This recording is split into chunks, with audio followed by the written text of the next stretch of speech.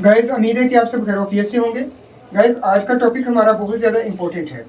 क्योंकि इसके अंदर हम आपको बताने जा रहे हैं कि अगर किसी भी पेशेंट को, किसी बच्चे को, किसी बड़े को सर के ऊपर चोट लग जाती है और उसके बाद उसकी ब्लीडिंग स्टार्ट हो जाती है, तो उस पेशेंट को हम लोगों ने उसकी ब्लीडिंग को किस तरीके से कवर करना है और किस तरीके से उसको हम लोगों ने हॉस्पिटलाइज़ मूव करना है, इस चीज़ को हम लोग जो है वो फ़ोकस करेंगे। क्योंकि बहुत सारे जो है वो हम लोगों ने पेशेंट देखे हैं कि वो सिक हो जाते हैं उनकी ब्लीडिंग ज़्यादा लॉस होने की वजह से। तो सबसे पहले काम क्या करना है, अगर आपके घर पर या किसी एक्सीडेंट के अंदर पेशेंट के सर पर चोट लगती है और यहाँ पे उसके कट आ जाता है और उसकी ब्लीडिंग बहुत ज़्यादा होती है, या उसके हेड वाली साइड पे किसी भी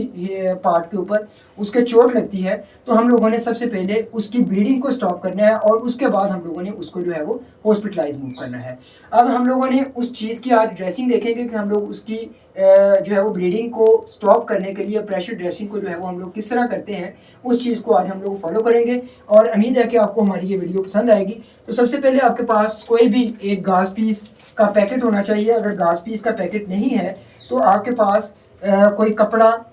जो साफ़ हो वो आप लोगों ने ले लेना है, और जिस जगह पे उसके कट लगा है या उस जगह से उसकी ब्लीडिंग हो रही है, हम लोगों ने उस पॉइंट के ऊपर उसको दबा के रख देना है, सिर्फ उसी पॉइंट के ऊपर। हम लोग क्या करते हैं, हम लोग बड़े सारा एक चादर जो होती है वो ले लेते हैं और उसको जो है वो बना के उसको रख देते हैं। उसकी वजह से उसके वहाँ पे प्रेशर नहीं आता और उसकी ब्लीडिंग लॉस होती रहती है।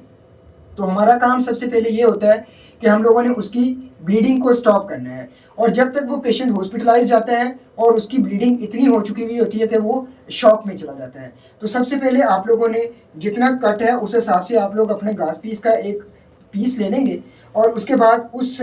पॉइंट के ऊपर जहाँ पे लेसिलेशन है उसको दबा के रखना है। और अगर आपके पास क्रेप बैंडेज है तो अच्छी बात है, अगर नहीं है तो कोई भी आप कपड़े का पीस लेकर उससे आप उसको अच्छे तरीके से बांध दें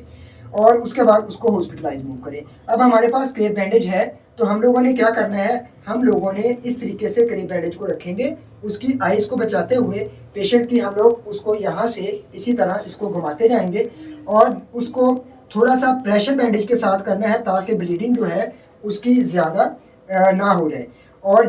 उसके बाद हम लोग अपने पेशेंट को जो है हॉस्पिटलाइज मूव करते हैं, और इसमें ज़रा थोड़ा सा आइज़ को आपने बचा के रखना है। और जब हम लोग इसको इस तरीके से कवर करते हैं और यहाँ पर हम लोग जो है वो इसको किसी भी टेप के साथ या कोई भी आपके पास जो चीज़ है उसके साथ हम लोग जो है वो इसको कवर कर सकते हैं। यहाँ पे हाथ रखें बेटा। तो इस तरीके से हम लोग उसकी पेशेंट के ज़्यादा ब्लीडिंग लॉस को जो है वो हम लोग रोक सकते हैं, और इस तरीके से हम लोग बच्चे को या उस पेशेंट को शॉक के अंदर जाने से बचा सकते हैं। इसके बाद हम लोग पेशेंट को जो है वो हॉस्पिटलाइज मूव करेंगे, और उम्मीद है कि आपको हमारी ये वीडियो पसंद आई होगी। बाकी अल्लाह ताला आपकी ज़ात आप सबको अपनी हिफ्ज़ ईमान में रखे। अल्लाह हाफ़िज़।